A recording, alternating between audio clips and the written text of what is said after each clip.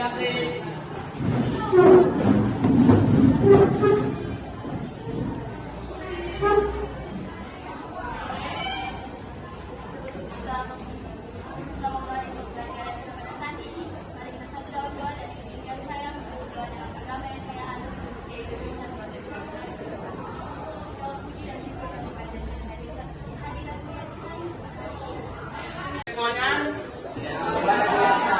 jadi apa kabar semuanya? Luar biasa. Bagaimana? Apakah pagi hari ini Anda semua dalam keadaan sehat? Sehat. Siapkah Anda mengikuti lanjutan perkuliahan pagi hari ini? Sehat. Sebelum menyerahkan lanjutan pembelajaran, sebenarnya mau cek kehadiran dulu masing-masing.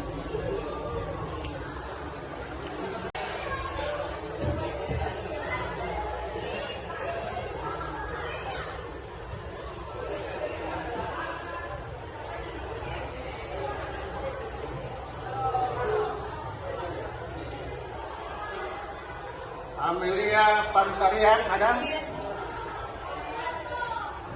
Amelia Lakajo, Anissa Nurul Aulia, dan April Mandolan.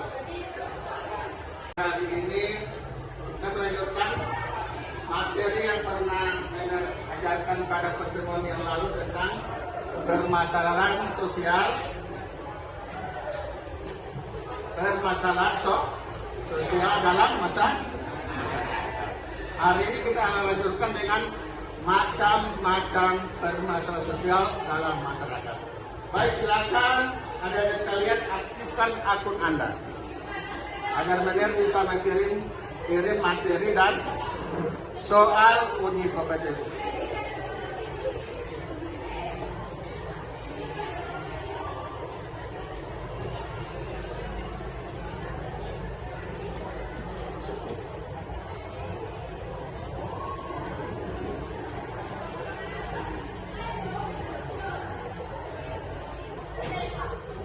Ya, ini masuk dalam tugas 10 ya. 11 2. Jadi masuk aktif materi ini sampai 1 minggu ya. Sampai tanggal 9 Oktober. Jadi adik-adik mengerjakan materi dan soal ini sampai tanggal 9 Oktober.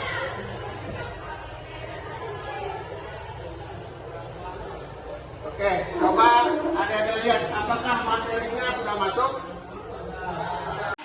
Yang dikategorikan sebagai kemiskinan berdasarkan dimensinya. Karena kita pindah pada kemiskinan berdasarkan penyebabnya, kebanderan berdasarkan penyebabnya. Satu,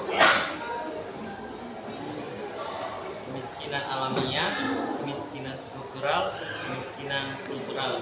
Ya, terbagi atas 3 kemiskinan berdasarkan penyebabnya. Pertama, kemiskinan yang alamiah, artinya yang tercipta sendiri, tidak ada usaha untuk bekerja dan sebagainya. Akhirnya miskin terus. Kemudian kemiskinan struktural, kemiskinan yang disebabkan akibat lemahnya sistem atau struktur sosial di dalam masyarakat. Kemudian kemiskinan kultural, yaitu kemiskinan ini berasal dari merosotnya moralitas kita sebagai masyarakat atau sebagai individu. Baik, sekarang kita pindah pada bagian yang kedua tentang kriminalitas. Ya. Adapun tipe kejahatan tersebut adalah sebagai berikut. Ada yang namanya pertama, kejahatan apa? Kejahatan tanpa Ini kejahatan yang diperbuat sendiri. Dia tidak mengorbankan orang lain. Contoh, kalian memakai narkoba. Apalagi contohnya? Apalagi contohnya? Terorganisasi.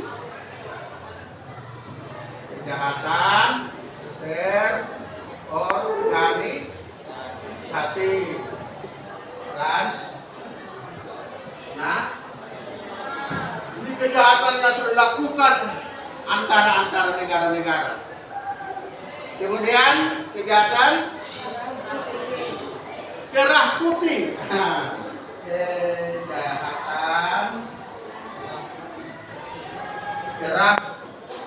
Mereka menggunakan wewenang kekuasaan mereka untuk melakukan kejahatan ini, sehingga disebut kejahatan kerah putih. Kemudian kejahatan perusahaan. Kejahatan perusahaan. Contohnya apa? Daripada kerja itu rendah. Mereka ingin benefitnya lebih tinggi, keuntungan mereka lebih tinggi. Sementara banyak karyawannya yang kurang sejahtera. Ini termasuk dalam kejahatan perusahaan. Oke, baik. Mungkin cuma sampai sini ya pembahasan kita. Ada yang bertanya tentang materi ini? Oke, kalau tidak ada yang bertanya, Mener, harapan Anda segera mengerjakan soal uji kompetensi atau soal asesmen sumatif yang telah dikirim bersama materi. Silakan dikerjakan.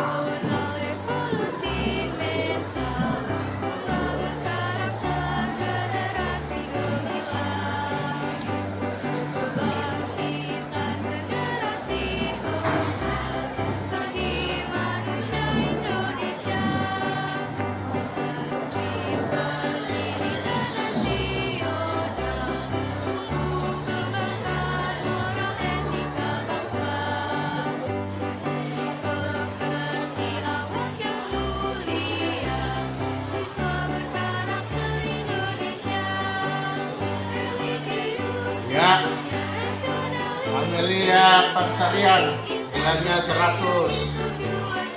April Mendolang 40. Dayani Kairupan 90. Juan 90. Rangga Adi Luhur 90. Valen 80. Berolin 50.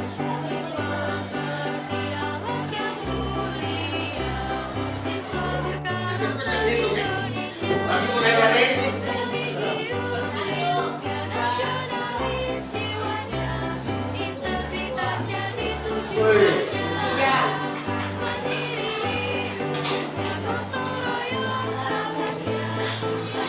Adit. Wah, yang menambah 1 di kelompok 1, menambah 2 kelompok 2. Ayo, silakan. Untuk kelompoknya. Silakan, bedanya.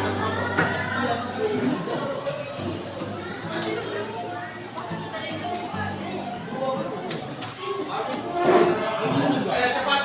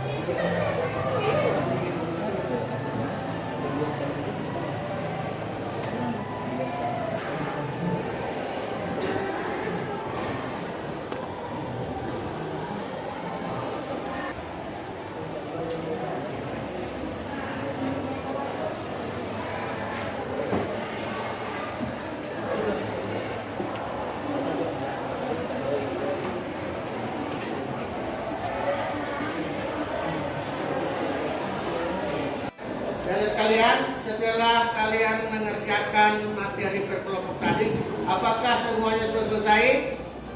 Oke.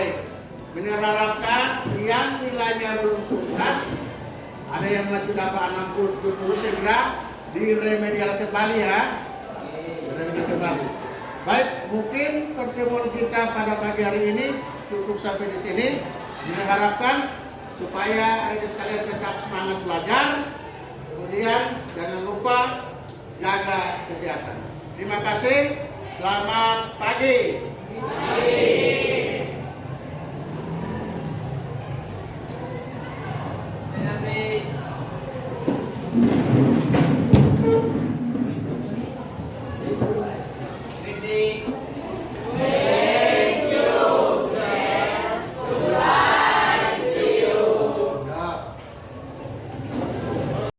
Halo teman-teman semuanya, perkenalkan saya Miguel Kristeo Karundeng. Saya merupakan siswa SMA Negeri 1 Bitung, dan kali ini Miguel bakal sharing terkait dengan apa yang Miguel rasakan ketika belajar menggunakan teknologi digital, dalam hal ini Kuiper School.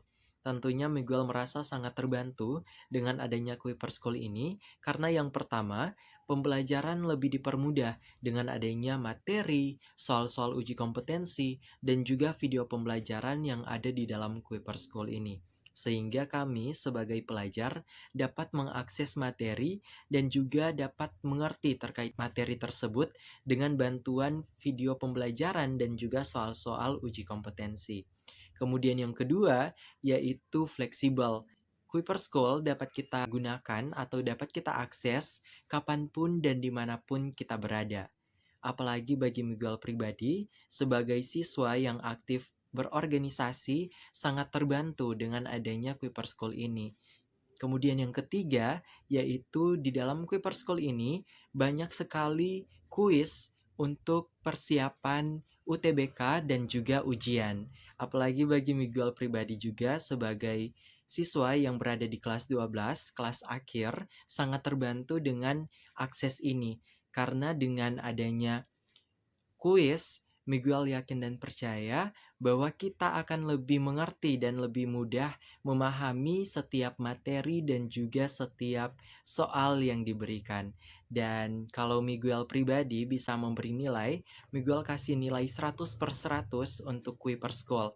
Karena dengan adanya Kuiper School ini sangat membantu dan juga menyenangkan bagi kami para pelajar, terutama para pelajar yang ada dalam kurikulum Merdeka Belajar. So, tunggu apa lagi? Daripada nunggu-nunggu, ayo kita sama-sama belajar bersama dengan ditemenin Kuiper School di setiap belajarmu. See you! Hai, perkenalkan nama saya Dika Menteri, asal sekolah SMA Negeri 1 Bitung. Setelah menggunakan teknologi digital berbasis Kuiper School Belajar, saya lebih mudah meningkatkan proses kegiatan belajar saya menjadi lebih aktif. Kemudian saya juga merasa lebih mudah dalam menjawab soal-soal yang diberikan oleh guru dan nilainya bisa dilihat secara langsung. Serta saya juga dapat menulis atau mengerjakan tugas materi dengan mudah dan jelas. Kemudian saya juga merasa lebih semangat dalam kegiatan belajar dimanapun dan kapanpun. Sekian, terima kasih. Assalamualaikum warahmatullahi wabarakatuh. Salam sejahtera bagi kita semua. Hai, perkenalkan nama saya Afiza Salsaga Mustafa, kerap disapa Afiza.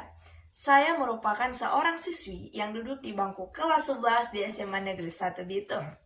Saya adalah salah satu pengguna aplikasi belajar Kuiper dari jutaan pengguna lainnya. Belajar menggunakan teknologi digital Kuiper sangatlah membawa kemudahan untuk saya karena membuat belajar lebih efektif dan menyenangkan. Juga, saya bisa mengerjakan soal dimanapun dan kapanpun. Ketika soal yang dikerjakan salah, maka akan langsung ada penjelasan terkait, dan ketika selesai mengerjakan pun langsung ada hasil nilainya yang dapat memotivasi saya untuk lebih mengejar atau mempertahankannya. Sekian dari apa yang dapat saya sampaikan. Wassalamualaikum warahmatullahi wabarakatuh. Terima kasih. Bye-bye. Halo teman-teman, perkenalkan nama saya Grivo Kristusiano Kaeli.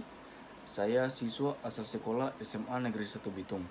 Nah, pada saat ini saya akan membagikan ke teman-teman pengalaman saya menggunakan teknologi digital berbasis Kuiper. Nah, dengan adanya teknologi digital berbasis Kuiper, saya lebih mudah meningkatkan proses belajar saya dimanapun dan kapanpun, mau itu di rumah, di sekolah, bahkan di tempat-tempat lain.